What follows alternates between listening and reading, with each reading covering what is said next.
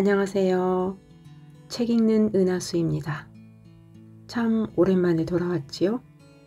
저를 기다리고 있는 이들이 그리 많진 않지만 그래도 책을 열심히 소개해드리겠다고 약속했는데 너무 한참 만이어서 죄송합니다.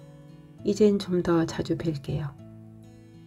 이번에 소개할 책은 만일 내가 인생을 다시 산다면 입니다.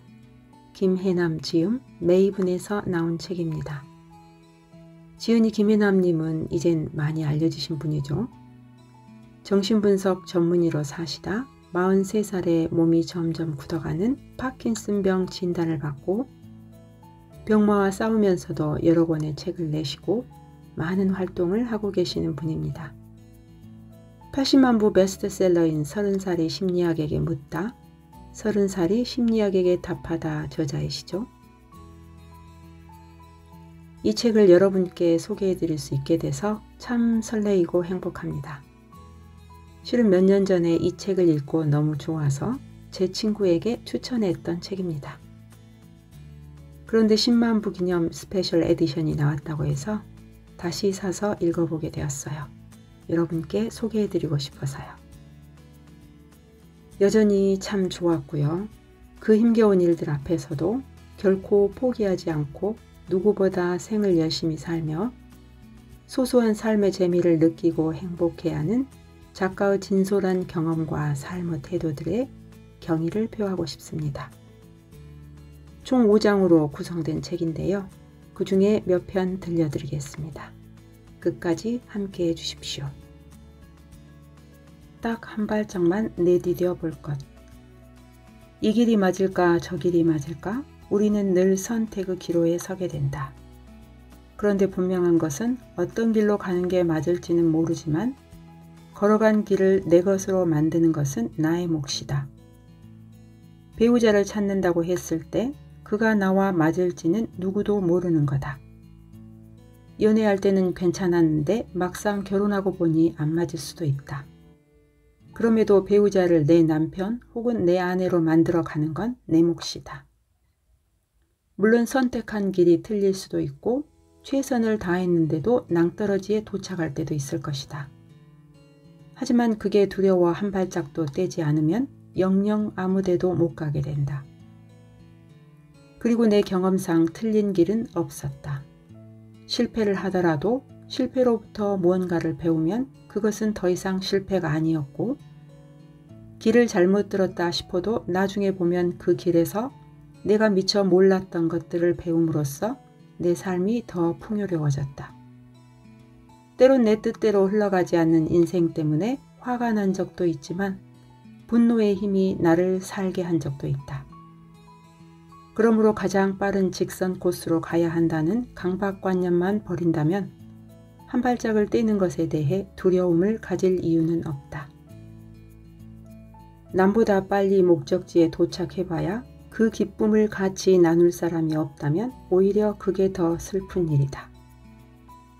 그러니 어떤 순간에도 삶을 포기하지 말고 용기 내어 일단 한 발짝만 내디뎌 보라. 나는 화장실에 가기까지 5분이 걸렸지만 도착한 순간 해냈다는 기쁨에 환호성을 질렀다. 당신이 누구든 어떤 상황에 있든 한 발짝을 내디딘 순간 알게 될 것이다. 용기 내기를 참 잘했다는 것을. 환자들이 내게 가장 많이 한 말. 언젠가 어느 기자가 나에게 물었다. 환자들이 선생님께 가장 많이 하는 말이 뭔가요? 울음요. 네? 지금은 정신과가 정신건강의학과로 바뀌었고 조금씩 사람들의 인식도 달라지고는 있지만 그럼에도 정신과를 찾는 사람을 이상하게 보는 시선은 여전히 남아있다. 그래서 환자들은 나를 찾아오기까지 굉장히 많은 시간을 홀로 고통스럽게 보낸다. 그래서일까? 그들은 진료실에 들어와 내 앞에 앉으면 울음부터 터뜨리는 경우가 많았다. 그동안 너무 하고 싶었지만 그 누구한테도 털어놓지 못한 이야기를 하려니 그것이 먼저 울음으로 터져 나오는 것이었다. 한 환자는 말없이 1시간 넘게 운 적도 있었다. 뭐가 그리 힘들었던 걸까? 그럴 때 내가 할 수 있는 일이라곤 그가 실컷 울어서 더 이상 눈물이 나오지 않을 때까지 기다려주는 것밖에 없었다. 가끔 울음이 그치기를 기다리면서 그런 생각을 하곤 했다. 왜 우리는 울면 안 된다고 생각하는 걸까? 우리는 슬픈 드라마나 영화를 보다가 눈물이 나면 창피해서 남이 볼세라 얼른 눈물을 닦는다. 운다는 것은 감정에 굴복하는 것이고 상대에게 나의 약한 면을 노출시키는 것이라 생각하기 때문이다. 그래서 이를 앙다물고 있는 힘껏 울음을 참는다. 하지만 울고 싶을 때는 울어야 한다. 왜냐하면 울음은 우리 마음속에 있는 분노와 공격성을 씻어내는 배출구의 역할을 하기 때문이다. 공격성이나 공포 혹은 슬픔이 눈물이라는 맑은 분비물을 통해 방출되는 것이다. 그래서 울고 나면 마음이 정화되는 것을 느끼게 된다. 좌절이나 슬픔을 경험할 때 해결되지 않은 공격성이 울음이라는 통로를 통해 빠져나가게 놔두는 것은 그래서 중요하다. 어쩌면 울음은 한없는 어둠으로 우리를 잡아 끌어내리는 슬픔으로부터 벗어나기 위한 하나의 굿판일지도 모른다. 가슴속 깊숙이 응어리진 것들을 토하듯이 내뱉고 눈물로 그 슬픔을 씻어내리는 작업. 그래서 한 판의 굿이 끝나듯 서서히 울음이 멈추면 가슴속에서 들끓던 슬픔은 거품을 걷어내고 맑은 물이 되어 제 물줄기를 따라 흘러간다. 그러므로 사실 울고 싶을 때 울 수 있는 건 커다란 축복이다. 하지만 그보다 더 커다란 축복은 나의 울음을 지켜봐줄 누군가가 내 옆에 있는 것이다. 가슴이 꽉 막힌 것 같을 때, 이보다 더 초라할 수 없을 때, 앞날에 아무런 희망이 없고 모든 것이 끝난 것만 같을 때, 갑자기 이 세상에서 나 혼자 외톨이로 버려진 것만 같을 때, 나를 이해해주는 사람의 손을 잡고 실컷 울고 나면 해결된 것은 아무것도 없을지라도 우리는 가슴이 시원해짐을 느낀다. 그리고 다시 한번 털고 일어날 수 있을 것 같은 힘을 얻는다. 나와 같이 울어줄 수 있는 사람이 있다는 것은 결코 내가 혼자가 아니라는 것을 의미하며 그 힘으로 우린 다시 일어서게 되는 것이다. 그러므로 어쩌면 울지 못하는 사람이야말로 사실은 약한 사람일지도 모른다. 그들은 자신의 약한 모습이 드러날까봐 감추려 한다. 자신의 약한 모습을 감쌀 강한 면이 부족하기 때문이다. 반면 진정으로 강한 사람은 자신의 약한 모습을 감추지 않는다. 설령 약한 모습이 드러난다 할지라도 충분히 그것을 감당할 힘이 있기 때문이다. 그래서 그들은 남 앞에서 눈물을 보이는 것을 별로 두려워하지 않는다. 물론 상처 입고 두려움에 떠는 연약한 자신을 바라보는 일은 매우 고통스러운 일이다.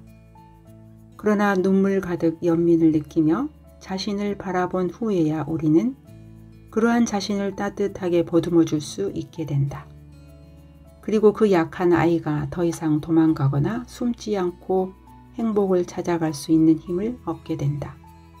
그러므로 울고 싶을 때는 울어버려라. 제발 모든 것을 상처라고 말하지 말 것.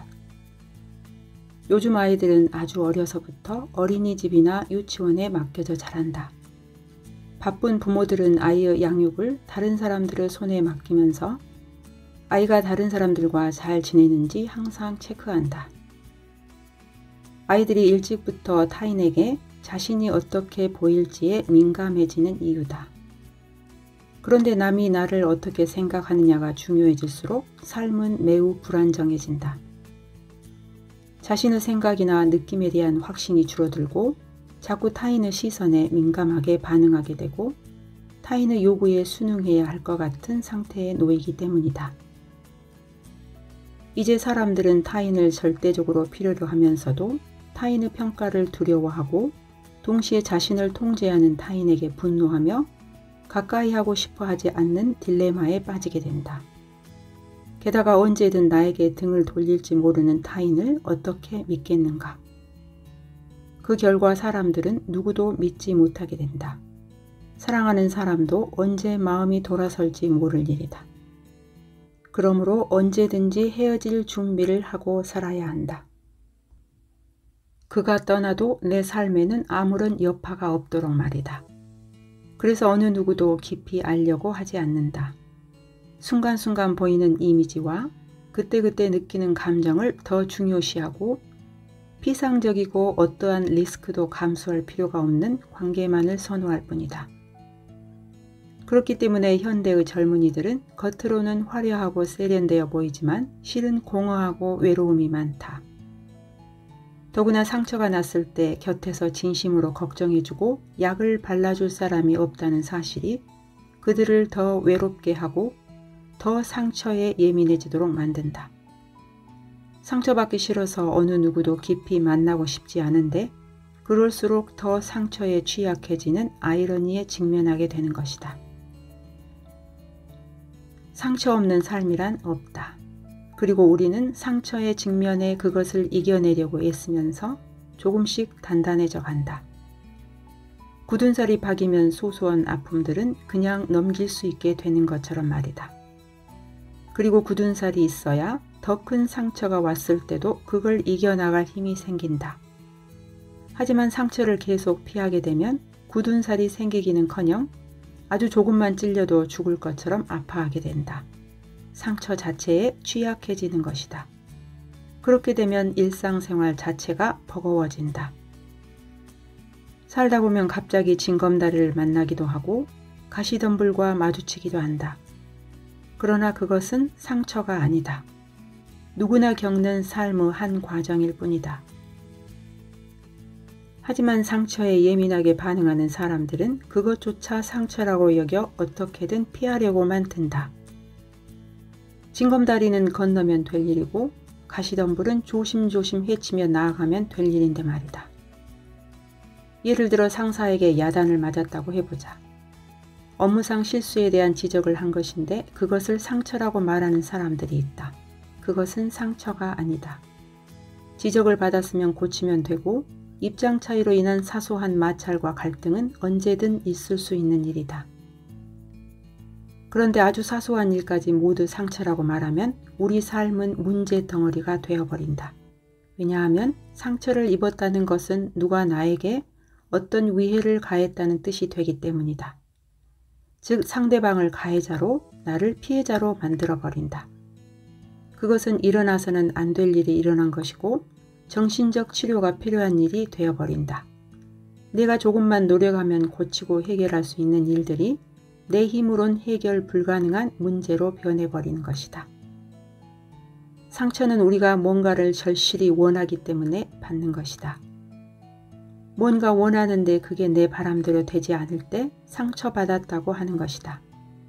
그러니 내가 원하는 게 정말 합당한 것인지부터 생각해 볼 필요가 있다.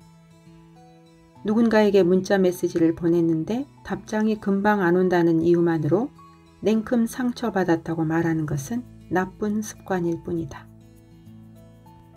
샤워를 하다가 보면 문득 팔에 긁힌 자국을 발견할 때가 있다. 언제 긁혔는지도 모를 자국을 보면 그제야 어디서 이랬지 생각한다. 그런데 그때뿐이다. 시간이 지나면 자국은 없어지게 마련이고 나도 금방 잊어버리게 된다. 어쩌면 현대인들이 무분별하게 상처라고 말하는 일들이 그 자국일 수도 있다. 그러니 스쳐 지나가고 그냥 넘어갈 일까지 굳이 상처라고 말하며 인생을 복잡하게 만들지 않았으면 좋겠다.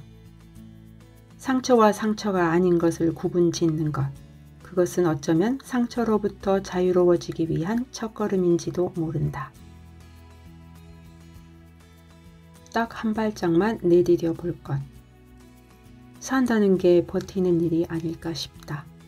그런데 버틴다고 하면 사람들은 흔히 그것이 굴욕적이라고 생각한다. 그래서 왜 그렇게까지 살아야 하는지 모르겠다고들 말한다. 하지만 버틴다는 것은 그저 말없이 순종만 하는 수동적인 상태를 이야기하는 게 아니다. 아무것도 하지 않고 방에 누워서 시간이 지나가기만을 기다리는 게 결코 아니라는 말이다. 버틴다는 것은 내적으로는 들끓어오르는 분노나 모멸감, 부당함 등을 다스릴 수 있어야 하고 외부에서 주어진 기대 행동에 나를 맞추면서도 나 자신을 잃지 않아야 하는 매우 역동적이면서도 힘든 과정이다. 그래서 버틴다는 것은 기다림이라 할 수 있다. 미래를 위해 현재를 참아내는 것이고 다음 단계로 나아가기 위해 오늘 부단한 노력을 하는 것이다. 내가 수험생 시절을 버티지 않았다면 의사가 되기 위한 첫걸음인 의과대학에 가지 못했을 테고 첫 직장에서 견뎌내지 못했다면 정신분석을 공부할 생각을 못했을 테고 결혼을 깨버렸다면 지금의 가족을 얻지 못했을 테고 병으로부터 버티지 않았다면 지금처럼 책을 쓰고 있지 못할 것이다. 그렇게 나는 버티면서 삶의 한가운데로 나아갈 수 있었고 그로부터 많은 것을 배웠다. 만약 버티지 않고 어느 순간 포기해버렸다면 삶이 쉬웠을지는 모르겠지만 참 많이 후회했을 것이다. 사실 정신치료 중에도 버팀의 태도는 매우 중요하다. 많은 환자들은 끝없이 치료자를 테스트하며 그네들의 분노나 절망을 치료자에게 투사한다.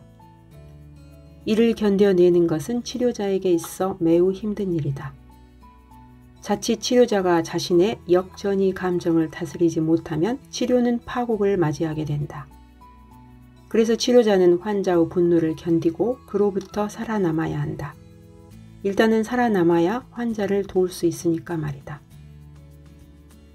그러고 보면 어떤 것을 이루는 과정에는 견디고 버텨야 하는 시기가 반드시 있게 마련이다.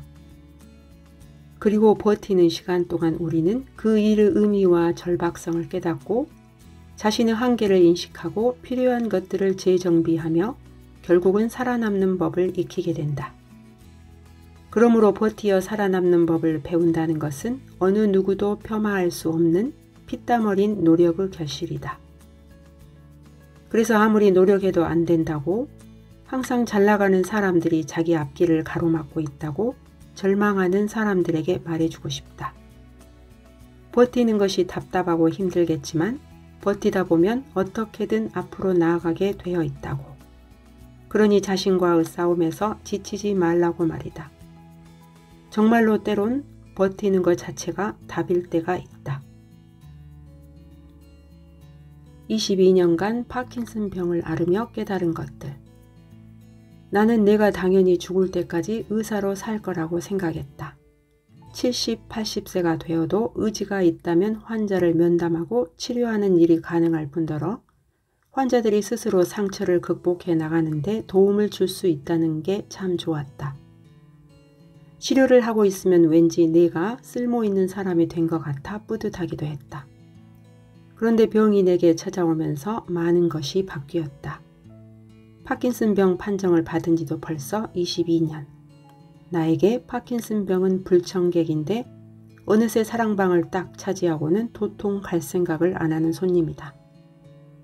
게다가 얼마나 까탈스러운지 하루에 삼시세끼를 반드시 차려줘야 그나마 잠잠하고 안 그러면 집을 엉망으로 만들어버린다. 그래서 때로 나를 피곤하게 만들고 속상하게 만들고 화가 나게 만든다. 하지만 까칠한 손님으로부터 배운 것도 참 많다. 단점을 애써 고치려 하지 말고 그냥 장점에 집중할 것. 파킨슨병에 걸리고 나서 나는 집을 지고 다니는 달팽이가 된 기분이었다. 내 몸이 집이고 내 머리가 이걸 끌고 가는데 옛날에는 머리에서 명령을 내리면 몸이 알아서 착착 움직인 반면 지금은 쉽게 움직이지 않는다. 집을 끌고 가기가 여간 어렵지 않은 것이다. 내 경우 오른쪽 다리가 먼저 약해지기 시작해 그 다리를 끌게 되었는데 어떻게든 오른쪽 다리에 힘을 주고 움직여 보려고 해도 꿈쩍하지 않았다. 대신 튼튼한 왼쪽 다리에 힘을 줘서 움직이면 오른쪽 다리도 같이 따라갔다. 그때 새삼 깨달았다. 힘이 남아있는 강한 쪽을 더욱 강화시켜서 움직이면 약한 쪽이 따라가는데 약한 쪽에 포커스를 두고 움직이려고 하면 죽어도 안 움직인다. 즉 약한 부분인 단점을 고치려고 애쓰는 것보다 오히려 강한 부분인 장점에 집중해 그것을 강화시키는 게 낫다. 못하는 것을 잘하려고 하면 낭비되는 에너지가 너무 많다. 그러니 단점은 그냥 두고 그 시간에 장점을 더 키워나가면 많은 것을 얻을 수 있다. 뛰어난 장점이 단점을 커버해 버리는 것이다. 그러면 단점 때문에 더 이상 스트레스를 받지 않을 수 있고 남들이 그 단점을 공격해도 끄떡하지 않을 수 있다. 탁월하게 잘하는 게 있는데 뭐가 두렵겠는가? 그래서 약한 부분을 두려워하지 않고 드러낼 수 있는 사람이 진정 강한 사람이라고들 하는 것이다. 힘들고 아픈 시간은 언젠가 끝나게 되어 있다. 한 발짝 떼는 것으로도 안 되어 기어다녀야 할 때, 혹은 기어다닐 수도 없어 꼼짝없이 누워만 있어야 할 때, 그 고통을 견디는 것은 생각보다 힘들다. 누군가는 그랬다. 모든 뼈와 살이 잠자리 날개처럼 떨리는데 너무 아프다고. 그냥 이대로 죽어버렸으면 좋겠다고. 이제 그만 아프고 싶다고. 나는 그 말을 듣는 순간 눈물이 왈칵 쏟아졌다. 부끄럽지만 나 또한 너무 아파서 단지 고통을 멈추고 싶다는 이유만으로 창문 밖으로 뛰어내릴까 생각했던 적이 있기 때문이다. 특히나 가족들이 모두 잠든 후 새벽녘에 아파서 자지도 못한 채 고통을 참아야 할 때면 이렇게 사느니 차라리 죽는 게 낫지 않을까 싶기도 했다. 하지만 그렇다고 실제로 죽으려고 마음먹은 것은 아니다. 왜냐하면 어떻게든 아픔을 견디다 보면 아픔이 조금은 수그러드는 때가 반드시 왔기 때문이다. 고통이 24시간 내내 똑같은 강도로 지속되는 것은 아니다. 고통과 고통 사이에 조금은 덜 아픈 시간이 분명 있다. 그래서 나는 그 시간을 기다렸다. 고통이 조금 수그러드는 시간을 기다리고 약을 먹어서 움직일 수 있는 상태가 되기를 기다렸다. 그리고 아픔이 덜해 움직일 수 있거나 약 기운으로 걸어 다닐 수 있을 때는 그 시간에 할 수 있는 일들을 했다. 밥을 먹고 운동을 하고 산책을 나가고 장을 보러 가기도 하고 친구와 수다도 떨면서 말이다. 그래서 나에게 기다림은 언젠가부터 희망이었다. 덜 아프고 몸을 움직일 수 있는 상태가 반드시 찾아왔기 때문이다. 그래서 몸을 움직일 수 있을 때 무엇을 하면 좋을까 상상하며 고통을 버텨냈다. 파킨슨병에 걸린 지 이제 22년. 그동안 나는 크고 작은 수술을 5번 받았고 병은 악화되었다 조금은 나아졌다를 반복하고 있다. 그런데 신기하게도 오늘도 많이 아팠지만 몇 시간 기다리고 있으니 덜 아픈 시간이 찾아왔다. 누구나 힘든 시간을 견디고 있을 때는 언제 이 고통이 끝날지 몰라 절망하게 된다. 하지만 언젠가 힘든 시간들이 지나가고 좋은 시절이 찾아온다고 생각하면 오늘 하루를 다르게 보낼 수 있다. 그러니 인생의 겨울을 지나고 있다면 기억해 두기 바란다. 당신에게도 봄은 꼭 올 것이다. 그냥 재미있게 살자고 마음 먹었을 뿐이다. 요양차 제주도에 머물 때의 일이다. 지인과 이중섭 거리를 걷고 있는데 어디선가 음악 소리가 들려왔다. 아버지와 아들이 기타와 바이올린을 연주하고 있었다. 사람들이 모여 있었지만 다들 무표정한 얼굴로 음악을 들을 뿐이었다. 그런데 우리는 연주가 끝날 때마다 브라보를 외치며 박수를 쳤다. 우리 둘의 응원이 통했는지 구경만 하던 사람들도 박수를 치기 시작했고 점점 더 많은 사람들이 모여들었으며 두 연주자의 얼굴은 밝아지면서 더욱 열정적으로 연주를 했다. 바이올린을 켜는 아들이 얼마 전 여자친구와 헤어졌다며 그때 많이 연주했던 음악을 들려주겠노라고 했다. 우리는 또 외쳤다. 잘 헤어졌어요. 더 좋은 여자 만날 거예요. 좌중은 웃음바다가 되었고 아들은 활짝 웃었다. 사람들은 연주에 맞추어 노래를 불렀고 그날의 연주는 해가 저물도록 끝날 줄을 몰랐다. 누가 길거리 공연을 하나보다 하고 지나칠 수도 있었다. 그냥 몇 곡 듣고 잘하네 혼자 생각할 수도 있었다. 그런데 호응해주고 감탄해주면 그 순간의 즐거움은 몇 배가 된다. 간단한 몇 마디로 몇 배의 행복을 느낄 수 있다니 세상에 이만큼 남는 장사가 어디 있겠는가. 사실 이는 모두 그날그날의 재미를 잃지 않으려는 내 노력들이다. 우리의 일상은 쳇바퀴처럼 굴러간다. 특별한 일도 재미있는 사건도 별로 없다. 게다가 나 같은 경우 좋았다 나빴다 반복하는 병을 죽을 때까지 안고 살아가야 하기 때문에 매일 삼시세끼약을 챙겨 먹고 운동을 하고 고기류를 아예 먹지 않는 등 병을 이겨내기 위한 노력을 쉼없이 해야 한다. 그래서 가끔은 정말 지칠 때가 있다. 특히나 고통이 가시기는커녕 심해지는 날엔 아무리 마음을 다잡으려 해도 우울해지기 십상이다. 하지만 그럴 때조차도 고통스럽다 생각하며 누워만 있는 것보다는 소소한 삶의 재미를 만들어 가는 것이 훨씬 좋았다. 일어나서 하고 싶은 일들을 생각하고 또 그걸 어떻게 하면 더 재미있게 할 수 있을지 떠올리는 것만 해도 좋았으니까. 컨디션이 좋은 날엔 예쁜 옷을 꺼내 입고는 외출을 하고 컨디션이 안 좋아 누워있는 날에도 키우는 꽃과 나무에 새로 핀 잎사귀는 없는지 살펴본다. 나는 물방울 사진 찍기에 취미를 붙였다. 온갖 물방울들이 내 눈에 포착되었다. 아스팔트 사이에 고인 빗물부터 꽃잎에 맺힌 이슬까지 찍어도 소재가 고갈되지 않으니 참 신이 났다. 그리고 사진을 찍으면서 또 한 번 깨달았다. 세상은 내가 보고 싶어 하는 만큼 보여준다는 걸. 그러니까 재미있게 살고자 마음먹은 사람에게 이 세상은 재미투성이라는 걸. 나이를 먹을수록 대부분의 사람들이 사는 게 별로 재미가 없다고 말한다. 웬만한 일은 다 겪어봤기에 호기심이 안 생긴다는 것이다. 먹고 싶은 것도 별로 없고 하고 싶은 것도 별로 없다면서 뭐 신나는 일 없냐고 묻는다. 하지만 오금이 저릴 만큼 재미있는 일은 우리 인생에서 그다지 자주 일어나지 않는다. 대부분은 평범한 일상이 이어질 뿐이다. 그리고 무엇이든 재미없다고 말하는 사람들은 실은 자신감이 없는 경우가 많다. 해봤자 두각을 나타내지 못할 거라는 걱정, 잘해야 한다는 강박관념이 무엇이든 시도해보기를 주저하게 만든다. 그 결과 그들은 어떤 일에도 쉽사리 호기심을 갖지 못한다. 하지만 그렇게 걱정하는 동안 우리는 그날 누릴 수 있는 진짜 재미를 놓쳐버리고 만다. 우리가 하는 걱정의 40%는 결코 일어나지 않을 일이고 30%는 이미 일어난 일들에 관한 것이며 22%는 아주 사소한 걱정들이고 4%는 우리가 전혀 손쓸 수 없는 일들에 관한 것이라고 한다. 나머지 4%만이 우리가 정말로 걱정해야 하는 일이다. 그럼에도 불구하고 쓸데없는 96%의 걱정과 불평, 불만의 시간과 에너지를 쏟느라 정작 오늘을 즐겁게 보내지 못하고 만다.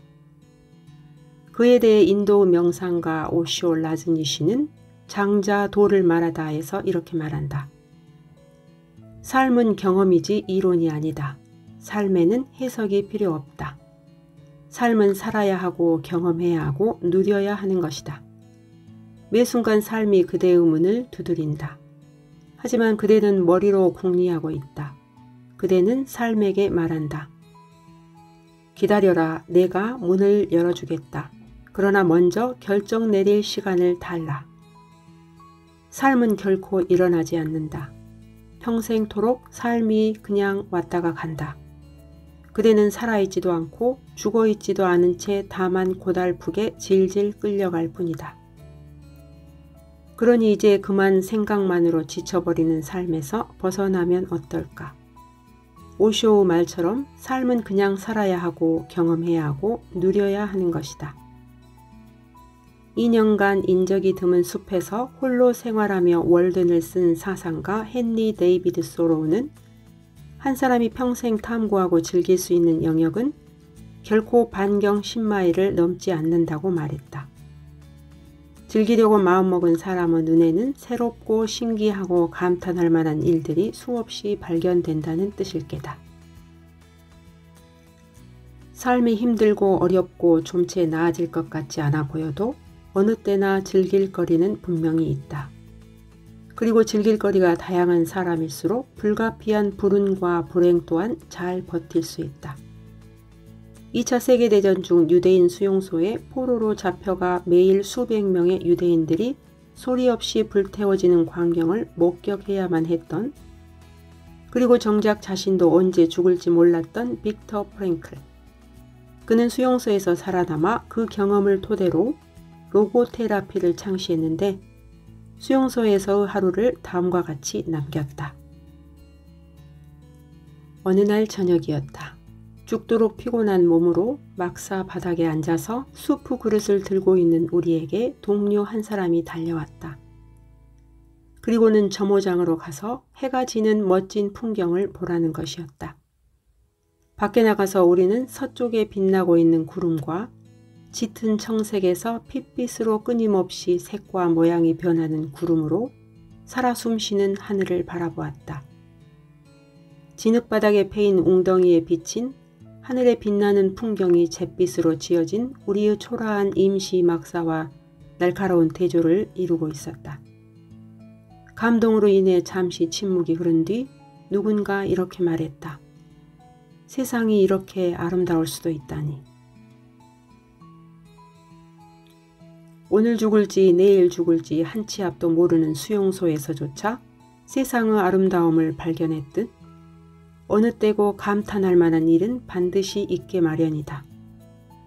그래서 나는 사는 게 너무 재미없다는 당신에게 삶과의 연애를 권한다.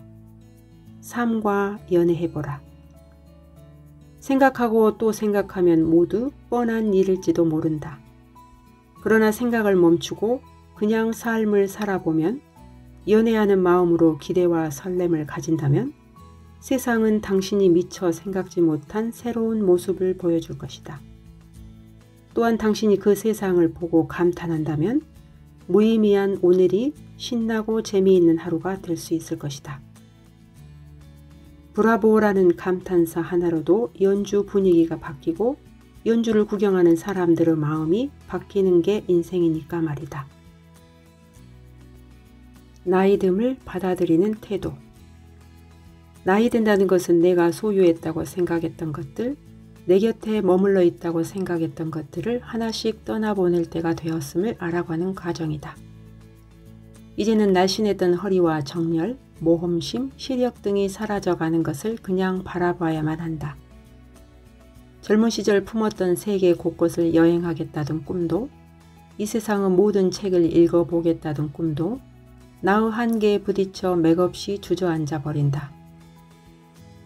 질병과 전쟁으로부터 이 세상을 구해내고 싶다던 젊은 날의 야심찬 이상도 현실의 벽에 부딪혀 물거품처럼 사라진다.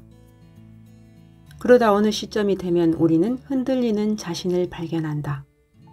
뭔가 모를 두려움이 안개처럼 깔리고 이제 더 이상 안전하거나 보장된 그 무엇은 없다는 생각이 든다. 인생의 중심이 흔들리고 주위의 많은 것들이 흩어져 사라지는 느낌에 문득 소스라치게 된다. 사업을 하다 망한 친구, 불륜에 휩싸이거나 이혼한 친구, 불치의 병을 앓고 있는 친구도 하나 둘씩 생긴다. 게다가 중년기에 접어들면 아이들을 떠나보내고 부모 후 부모가 되어야 하는 운명에 맞닥뜨리게 된다. 아이들은 우리의 품을 떠나 자신들의 삶을 개척하면서 우리를 뒤에 남겨놓는다. 그전까지는 집안의 우두머리였던 우리에게 아무도 엄마 아빠에게 물어봐야지 하며 쪼르르 달려오지 않는다. 말 그대로 집안은 텅 비어버린다. 대부분의 사람들은 나이 듦으로 인한 상실을 받아들이지 못한다. 그들은 중년이라는 나이가 싣고 가버린 많은 것들과 인생은 유한하며 죽음을 피할 수 없다는 사실을 한꺼번에 직면하면서 온 힘을 다해 다가오는 세월과 맞서 싸우려 든다. 그래서 어떤 사람들은 구두 뒤축을 땅에 깊숙이 박고 꼿꼿이 서서 모든 변화에 저항한다. 또 어떤 사람들은 필사적으로 다시 젊어지려고 애쓰기도 한다. 나이 듦을 부정하기 위해 더 분주히 움직이며 새로운 계획에 몰두하는 경우도 종종 있다. 이처럼 변화에 저항하는 사람들은 자신이 가지고 있는 힘에 집착하는 모습을 보이고 시간이란 현실도 부정하려 든다. 그래서 아이들이 자신의 말에 순종해야 한다고 주장하고 젊은 직장 동료들에게 분수를 지키라고 충고한다. 폭풍우 속에서 휘어지지 않는 참나무처럼 말이다. 그러나 정작 그들은 건강이나 결혼 생활 혹은 직장에서 작은 변화라도 생기면 부러지고 만다. 젊음을 다시 찾으려는 사람들은 과거로 되돌아가려 한다. 그래서 예전에 가졌던 것, 좋아했던 것들을 다시 한번 갖고자 한다. 그들은 오랜 시간을 같이 살아온 배우자에게 등을 돌리고 젊고 새로운 상대를 찾아 헤매거나 일시적으로 타오르는 불같은 연애에 몰입하기도 한다. 혹은 성형외과에 가서 보톡스 주사로 주름을 펴기도 한다. 그들은 주름을 펴서 젊어 보이는 얼굴을 얻는 대신 표정을 잃어버린다. 이처럼 나이가 들면서 내적 성숙의 시간을 할애하기보다는 과거에 이루지 못한 것을 다시 시작하느라 분주한 사람들은 적극적이고 활력 있는 삶을 산다는 긍정적인 측면이 있지만 이것이 지나칠 경우 치러야 할 대가가 커질 수밖에 없다. 늙어가는 자신을 부정하느라 자신을 소진시켜버리는 아이러니에 직면하기 때문이다. 나이 듦으로 인한 상실을 받아들이는 일은 무척이나 힘들다. 그러나 다시 찾을 수 없는 것에 매달리다 보면 결국 더 많은 것을 잃게 될 뿐이다. 내가 의미 있게 써야 할 시간, 내가 더 사랑해야 할 사람들, 그리고 나 자신까지도. 만일 내가 인생을 다시 산다면 더 많은 실수를 저질러 볼 것이다. 새는 알을 깨고 나온다. 알은 곧 세계다.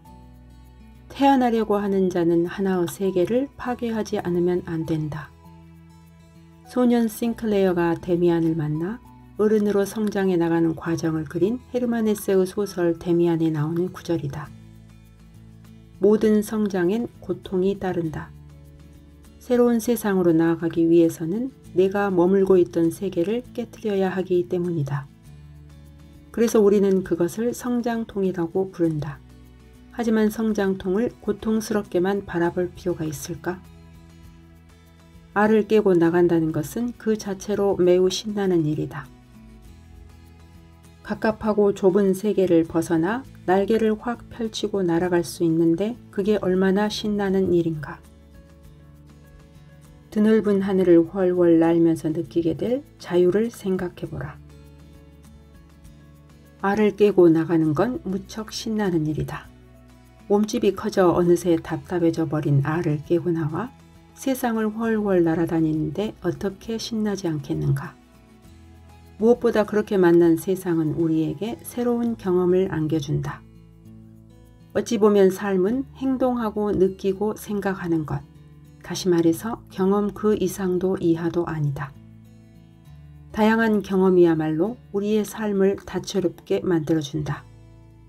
철학자 파스칼의 잠언대로 우리가 인생에 대해 취할 수 있는 최선의 전략은 삶을 우리가 우주를 경험할 수 있는 유일무이한 기회라고 가정하고 그 시간을 최대한으로 활용하는 것뿐이다. 그러니 더는 실수와 실패가 두려워 다가오는 기회들을 놓치지 않았으면 좋겠다. 살아보니 웬만한 실수와 실패로는 인생이 무너지지 않는다. 설령 이혼을 하고 회사를 그만둔다 해도 마음만 먹는다면 다시 잘 살아갈 수 있다는 말이다. 그러므로 작은 실수 하나도 용납하지 못하고 자책하면서 스스로를 너무 몰아세우지 않기를 바란다. 나는 요즘 병 때문에 움직이는 게 힘들다 보니 집 밖으로 나가는 것 자체가 쉽지 않아 대부분을 집에 머무르고 있다. 새로운 세상을 경험해 볼 수 있는 기회가 많지 않다는 뜻이다. 그럼에도 내가 잘한 게 하나 있다면 끊임없이 작은 도전들을 멈추지 않았다는 것이다. 물방울 사진들을 찍어 전시회를 열었고 스마트폰으로 그림을 그려 책을 냈으며 새로운 사람들을 만나 또 다른 도전을 준비 중이다. 내가 사진가들처럼 사진을 잘 찍어서 전시회를 연 것은 결코 아니다. 화가처럼 그림을 잘 그려서 그림 에세이를 낸 것도 아니다.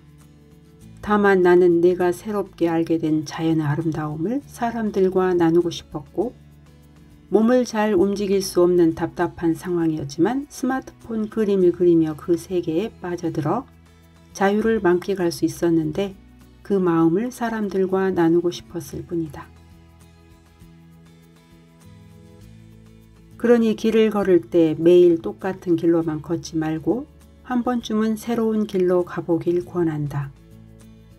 음식을 먹을 때도 한 번쯤은 새로운 음식에 도전해보라. 친구를 만날 때도 늘 가던 장소가 아닌 아주 낯선 곳에서 만나보라. 그리고 뭐든 재미있어 보이는 게 있으면 결과와 상관없이 한번 시도해보라. 그렇게 새로운 경험을 수없이 해본 사람과 매일 똑같은 행동만 반복하는 사람의 내일은 다를 수밖에 없다. 만일 내가 인생을 다시 산다면 더 많은 실수를 저지르며 살고 싶다. 쏜살같이 지나가는 시간 속에서 나는 더 많은 도전을 하고 웬만한 일은 두려워하지 않을 것이다. 그렇게 쌓인 경험들이 얼마나 값진지를 알기 때문이다. 여기까지 읽어드렸고요. 저자가 이 책의 제목을 정하게 된 시를 소개하셨는데요. 미국 켄터키주 어느 산골에 살던 할머니 나딘 스테어가 85세가 되던 해에 썼다고 알려져 있는 시인데요. 이 시를 엔딩으로 읽어드리며 마치겠습니다. 만일 내가 인생을 다시 산다면 이번에는 용감히 더 많은 실수를 저지르리라. 느긋하고 유연하게 살리라. 그리고 더 바보처럼 살리라. 매사를 심각하게 생각하지 않을 것이며 더 많은 기회를 붙잡으리라. 더 많은 산을 오르고 더 많은 강을 헤엄치리라. 아이스크림은 더 많이, 그리고 콩은 더 조금 먹으리라. 어쩌면 실제로 더 많은 문제가 있을 수도 있겠지만 일어나지도 않을 걱정거리를 상상하지는 않으리라. 감사합니다.